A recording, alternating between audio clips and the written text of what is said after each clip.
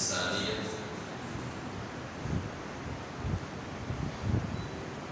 آزمائشوں کے درمیان پیدا ہوا ہے۔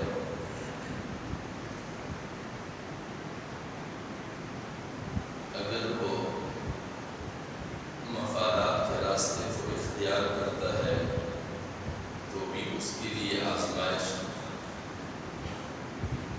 اگر وہ خیر کے راستے کو اختیار کرتا ہے تو بھی ایک اعتبار سے آزمائش ہے کہ وہ اس اختیار کردہ خیر کے راستے پر استقامت اور مضبوطی کے ساتھ رہ سکتا ہے یا پھر وہ بھٹک جاتا ہے۔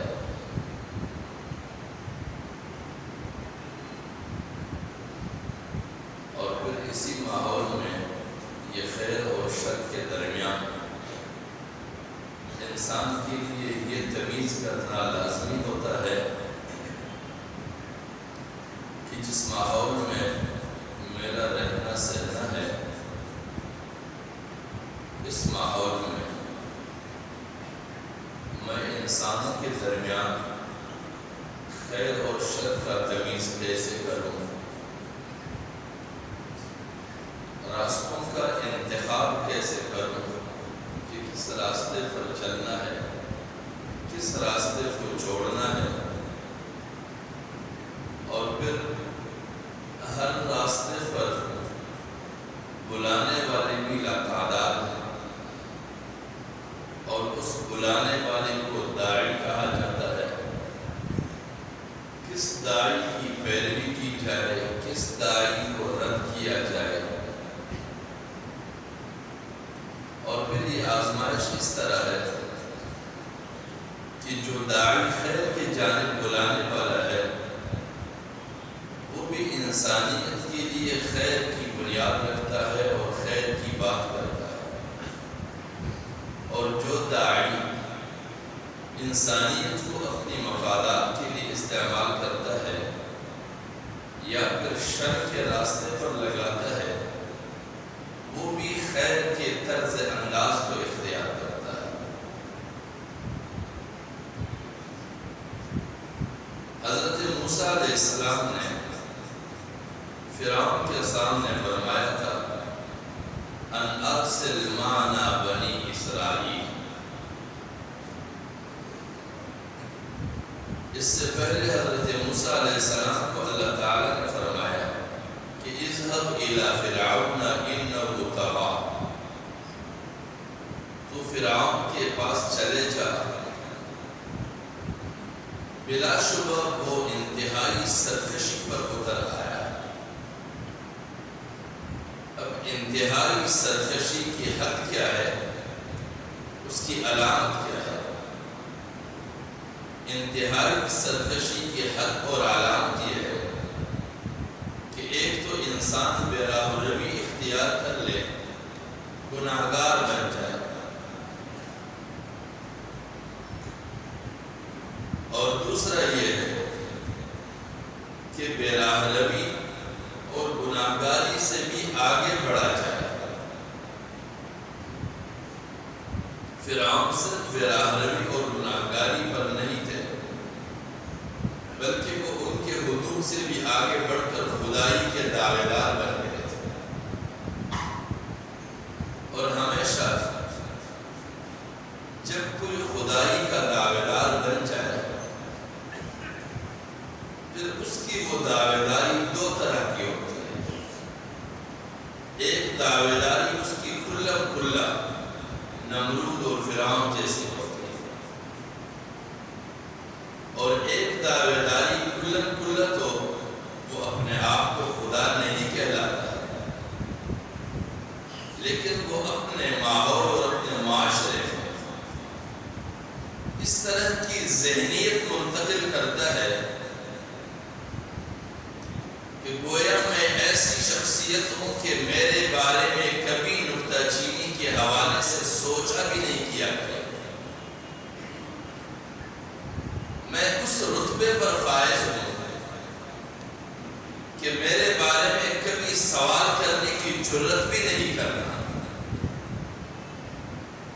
اور اگر کبھی ایسے شخص اس کے ذات کے بارے میں نکتہ چینی کی جائے یا اس پر سوال اٹھایا جائے یا ان کے پیروکاروں کے سامنے سوال اٹھایا جائے تو پیروکار بے دڑک آپ کو گمراہ بھی کہیں گے، آپ کو گستاخ بھی کہیں گے، آپ کو بے دین بھی کہیں گے، محسوس ایسے کرائیں گے کہ یہ کلمہ اللہ اور اس کے رسول پر نہیں، اس وقت کے رائج الوقت شخصیت سے بڑھا گیا ہے۔ لیکن اگر آپ کہیں کہ کیا یہ معصوم عن الخطا ہے، اس سے کوئی گناہ سرزد نہیں ہوتی، کہتے نہیں معصوم تو نہیں ہے۔ آپ اسے کہیں کہ یہ خدا ہے، کہتے ہیں نہیں خدا تو نہیں ہے۔ لیکن پھر کہو کہ کیوں سوال نہیں کر سکتے، کہہ رہے یہ زمانوں سے قابل اعتماد گرانا ہے۔ اب یہ زمانوں سے قابل اعتماد گرانا اور اس کے قابل اعتماد ہونے کے لیے معیار کیا ہے؟ معیار دین و شریعت نہیں، معیار ان کی لاتعداد چاپلوس ماحول ہے۔ وہ چاپلوسی معیار ہے کہ ہزاروں لوگ ان کے گرد و پیش گھومتے پھرتے ہیں، ان میں سے تو کسی نے سوال نہیں اٹھایا۔ وہ تو یا مفاد پرست ہوں گے یا اندھے بہرے ہوں گے یا پھر غلام منش ذہنیت رکھتے ہوں گے، غلامی میں رہ کر ان کی ذہنی ساخت غلامی کا بن چکا ہوتا ہے۔ موسیٰ علیہ السلام کی قوم کا آپ جائزہ لیجئے کہ موسیٰ علیہ السلام نے اپنے قوم کو فرعون کی غلامی سے اور ان کی بندگی سے نجات دلایا، ان کو دریا عبور کروایا، اور دریا عبور کرنے کے بعد اس کی ذہنی ساخت کا اندازہ لگائیں کہ انہوں نے ایک قوم کو ایک بت کی پوجا کرتے ہوئے دیکھا تو فوراً پکار اٹھے، یا موسیٰ، اے موسیٰ علیہ السلام، اجعل لنا، ہمارے لیے بھی بنا لیجئے، الہًا کما لہم آلہہ، اس طرح کا کوئی خدا جیسے انہوں نے بنایا۔ یہ وجہ کیا ہے؟ یہ زمانہ در زمانہ جس ذہنیت کے تحت وہ رہے تھے، وہ نشہ ان کے دماغوں سے نہیں اتر رہا۔ اب یہ نسل در نسل جو لوگ قابل اعتبار رہے ہوئے ہوتے ہیں معاشرے میں، اس کے لیے دین اور شریعت کوئی معیار نہیں ہوتی، وہ غلامانہ ذہنیت ان کے لیے معیار بن چکا ہوتا ہے۔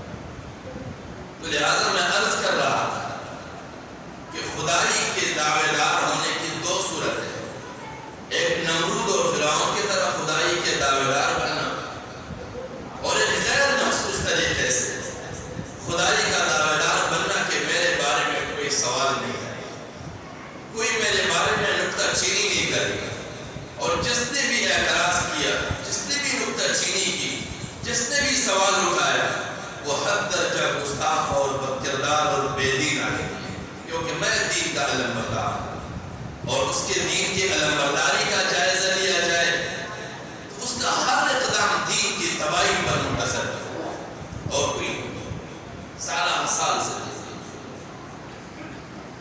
اور میں عرض کر رہا تھا کہ اس بات کی تمیز کیسے کی جائے کہ دو دعوے دار ہیں، داعی بن گئے اور وہ قوم کے درمیان داعی بنے ہوئے، ایک بھی لوگوں کو بلا رہا ہے خوبصورت الفاظ کا سہارا لے کے، لیکن وہ جھوٹ بول رہا ہے، اگلا بھی تمہیں دیانتداری کی جانب بلا رہا ہے، خیر کی جانب بلا رہا ہے، اس کے الفاظ بھی خیر کے۔ تو حضرت موسیٰ علیہ السلام نے فرمایا ان ارسل معنا بنی اسرائیل، میں اس لیے بھیجا گیا ہوں تیرے جانب کہ تو بنی اسرائیل کو میرے ساتھ جانے تاکہ تمہاری اس غلامی سے اس کو نجات دلا، جس عارضی اور وقتی خدائی پر تم نے اس کو آمادہ کیا ہوا بندے کو۔ اور فرعون اس کے جواب میں ایسے الفاظ گڑتا ہے جس کو قرآن مجید بیان فرماتے ہیں قال اجئتنا لتخرجنا، کہا اس نے کہ تو آیا ہے اس لیے لتخرجنا کہ ہمیں نکال دو من ارضنا، ہماری زمین سے، بسحر کا تیرے جادو سے یا موسیٰ اے موسیٰ. قومی ذہنیت کو بنانے کے لیے یہ جو تمہیں لینے آئے ہیں یہ تمہیں آزادی نہیں بلکہ اپنے اس خاندانی خطے سے تمہیں نکالنے آئے ہیں. ایک اور جگہ پہ ہے یرید ان یخرجکم من ارضکم بسحرہ فماذا تأمرون. قوم کے بڑے بڑے مخصوص جو بڑے بڑے چاپلوس ہوتے ہیں جن کے نیچے پہ کئی سارے اندھے بہرے لوگ پیروی کرتے ہوئے ان کے پاس چلتے ہیں، ان کو جمع کیا. ملک کہتے تھے. ملک کا ایک معنی یہ بھی ہے کہ وہ بھرپور ہوتے ہیں اپنی ضروریات سے. ملک بھرپور کو بھی کہتے ہیں، جو خوب بھرپور سیر ہوتے ہیں، ان کی کوئی ضرورت باقی نہیں رہتی ہے، دربار سے ان کی ضرورتیں پوری کی جاتی ہیں. اس ملک کو بلایا، ان سے مشورہ کر رہے ہیں کہ یرید، حضرت موسیٰ علیہ السلام ایسے عزائم رکھتا ہے ان یخرجکم کہ وہ تمہیں نکالے من ارضکم تمہاری سرزمین سے. فماذا تأمرون بس آپ کی کیا رائے ہے؟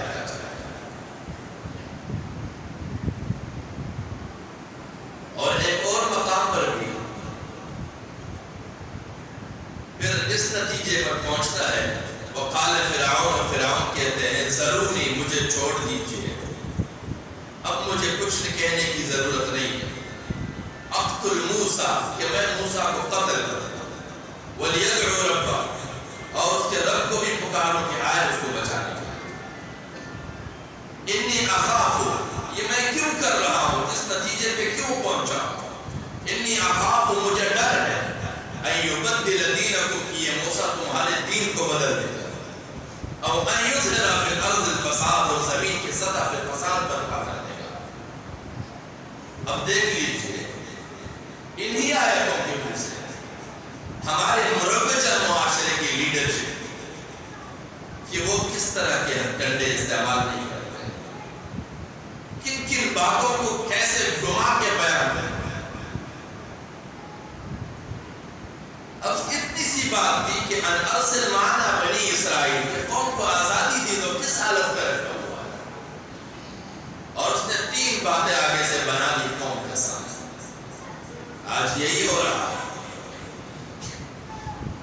اور اس طرح کی صورتحال میں اللہ رب العزت نے انسانیت کو باشعور پیدا کیا اور سنجیدہ پیدا کیا ہے.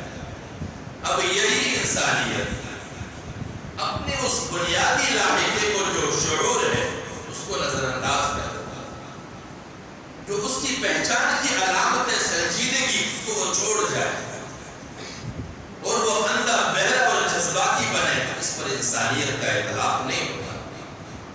اور ایسے طبقے کے ساتھ جو بھی واقعات پیش آتے ہیں وہ اس کے اپنے ہاتھ کی کمائی ہوتی ہے. اور اللہ تعالیٰ فرماتے ہیں وَذُوقُوا بِمَا كُنتُمْ تَكْسِبُونَ، بس چکو اپنے ہاتھ کے کمائی کے ذائقے. ذُوقُوا بِمَا كَسَبَتْ أَيْدِيكُمْ، چکو اس چیز کا ذائقہ جو تم نے خود کمایا. ہم نے کمایا، کیا حالت بنائی رکھی تھی، جگہ جگہ بازار میں، جگہ جگہ دھرنے، جگہ جگہ جھنڈے، گلی کوچوں میں نکلے ہوئے. کیا ہوا ہے؟ ملک تباہ ہو رہا ہے، قوم تباہ ہو رہی ہے، مہنگائی انتہا پر پہنچی ہے. اب ذوق بما کسبت ایدیکم، چکو اپنے ہاتھ کی کمائی کا ذائقہ. ایسا ذائقہ جو مزہ آ رہا ہے، ذائقے کا احساس ہے. کن ہاتھوں میں کھیلا اور کب تک کھیلتے رہیں گے؟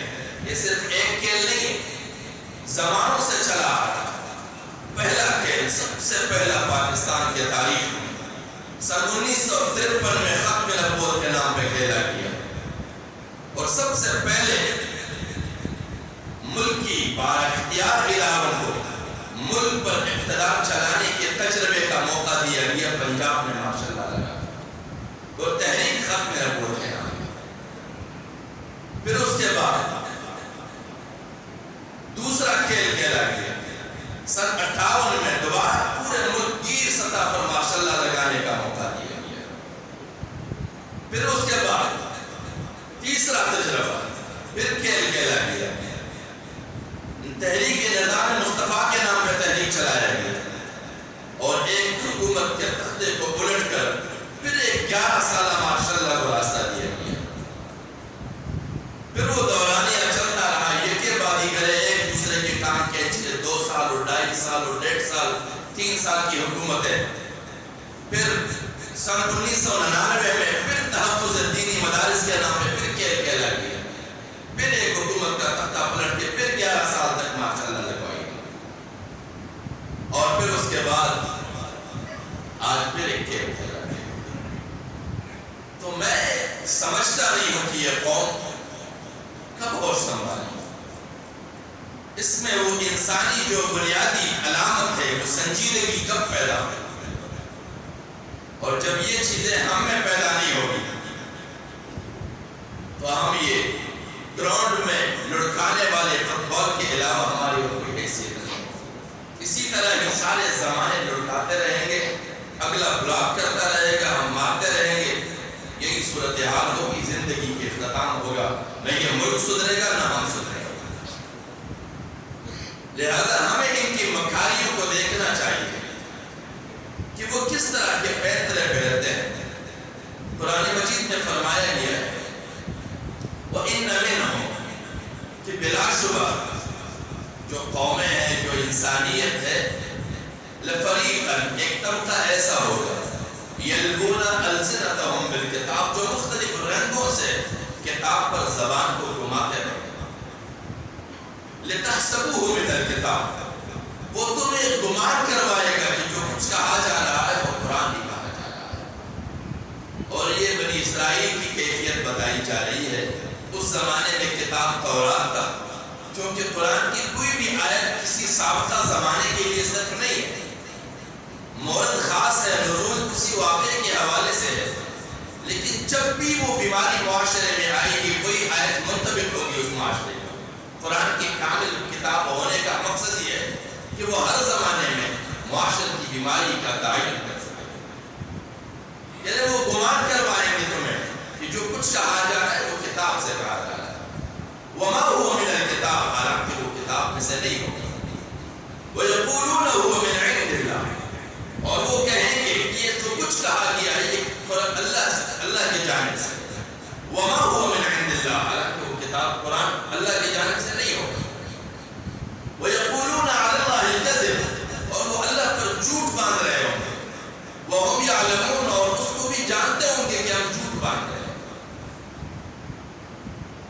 تو یہ صورتحال کیا اس زمانے میں نہیں ہے، لہذا ہمیں سمجھنے کی ضرورت ہے کہ ہم واقعتاً انسان بنے جو شعور کے مالک ہوں، ہم واقعتاً وہ انسان بنے جو سنجیدگی کو اختیار کرے، اور وہ لوگوں کے کھیل کے میدان میں ان کے کھیل کے آلات نہ بنے۔